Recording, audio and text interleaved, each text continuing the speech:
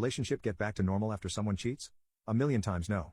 I have the unfortunate experience of having been on both sides of this equation in different relationships. Along with the experience of many close friends and family members who have also been the betrayed or the betrayer. The only possible exception for true recovery is a one-night stand or very short, as in a week or two, sex-only fling that was confessed proactively, and even that would require years and years of work from both parties.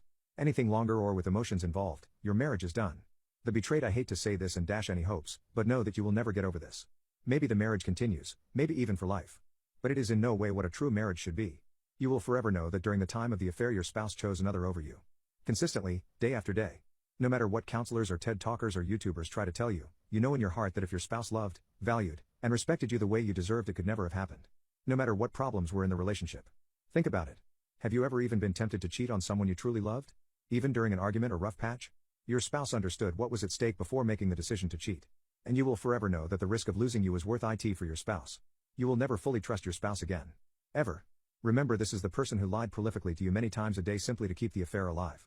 The longer the affair, the more lies and the better practice the liar. An affair requires an inordinate amount of premeditation, planning, and effort to execute. Every step of this way required mountains of lies. And after the affair is discovered? Forget about getting the truth then. You will get enough to seem realistic, but the rest will be withheld, spun, or blatantly lied about too. Convince you to stay. If the affair was caught instead of confessed, you will forever know that the cheater had no intention of ending it. It ended because it had to, not because they wanted it to. And if you keep in mind the first point, you will always know deep down that they didn't end it because they suddenly fell back in love with you. You will know, in recesses of your mind that you wish not to access, that they ended it for all the reasons that they didn't leave the marriage in the first place: kids, obligation, fear, religion, reputation, money, career, and so on. You will always worry that you are being compared with the affair partner and, in truth, you are. Sadly, the affair has provided fun, enjoyment, excitement, and in anything longer than a couple of months, likely love. It brought your spouse a high level of happiness, and now that it has been stripped away, it is impossible to not compare the spouse to the affair partner. This will now manifest in you trying to somehow compete with the affair partner by changing up your appearance, spicing up your sex life, and bending over backwards to win the cheater back. Deep down you know this is degrading, yet you continue anyway to try to save the marriage that has truthfully already been dumped down the drain once the cheater made the decision to cheat. Once the love to the spouse has been transferred to another, it doesn't just magically come back, no matter what the spouse says or does. Triggers will last the rest of your marriage. You will be reminded of the affair every time you see certain shows or movies, hear certain songs, go to certain restaurants or events, or a myriad of other triggers.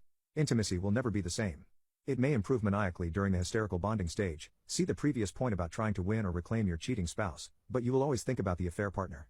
If the sex is better, you will wonder if these are techniques learned from the affair. If it is worse, you will wonder if your spouse is wishing they were with the affair partner instead.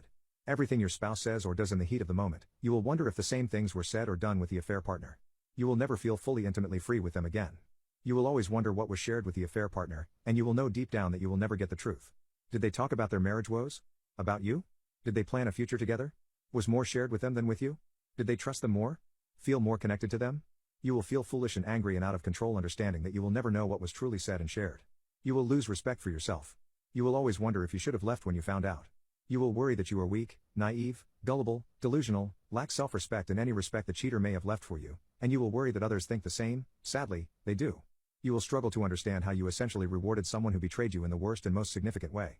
Your self-esteem, which was already crushed by the affair, will now be obliterated knowing that you ultimately accepted this behavior. You will worry that you're setting a bad relationship model for your children. Contrary to popular belief, staying for the children is never a healthy idea. Additionally, you've now shown the children that betrayal at the highest level is acceptable and should be tolerated. Your self-esteem will suffer. You will always wonder, am I not attractive enough? Pretty enough? Smart enough? Fun enough? On and on, when in reality the cheating had nothing to do with you and everything to do with the cheater. You will never again feel fully enough for someone who chose to discard you. Any family and friends who are aware of the infidelity will always judge you. They will judge you for not leaving.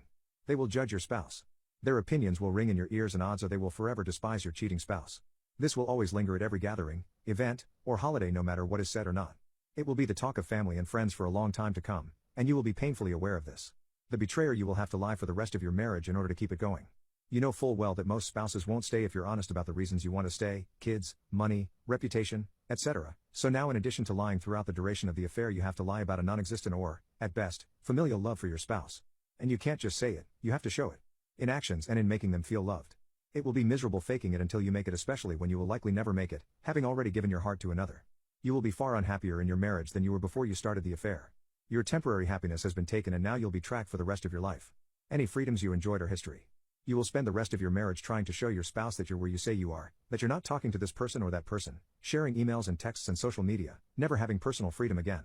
You will miss the affair partner in a big way. It never truly resolves, even after months and years. At first you will feel the physical pain of heartbreak once the affair is suddenly taken away, then there will always remain that dull ache. Similar to your spouse, you will forever have triggers and memories when you hear certain songs, see certain films, go to certain places. You will crave their voice and desire more than anything to contact them. What's worse is you can't grieve publicly lest you risk losing your marriage. So you will have to hide the pain and the grief, doing your best to repress it until you finally realize and just accept that it's never going to go away. The guilt and shame will never go away. You fell in love with another and pursued it at the expense of all others involved. Seeing the crushing pain in your spouse's eyes once you're discovered will always stay with you. You will feel forever unworthy, guilty, and appalled at the level of damage you could cause so many innocent people. You will feel disgusted when you look in the mirror and shocked that your spouse chose to stay. You may start to experience ongoing anxiety and depression. Despite every attempt not to, you will compare your spouse to your affair partner. Personality, attractiveness, qualities, sex, connection. You will ponder what your affair partner might say or advise you about this situation or that situation. You will fantasize about your affair partner to get through sex. And you know how damaging this is because if you're being honest you already know who you would choose if there were no other considerations, the reason for having the affair in the first place. You will try to repress this and not think about it, which makes it worse. You will feel horrible for feeling this way when your spouse gave you another chance and is bending over backwards to fix the relationship. It only compounds the immense guilt and shame you're already living with. You will fear your spouse leaving you. You will be surprised that they stayed because knowing what you know now about affairs, you would never stay. You know that you're undeserving. And you will worry that at some point more of the truth will come out, something that will show them the true depth of the affair or deception, and they will leave you. And then you would have lost both the affair partner and your spouse, and end up alone. Which, let's be honest, is one of your greatest fears if you've ever engaged in an affair. You will worry about the affair getting out. You know that.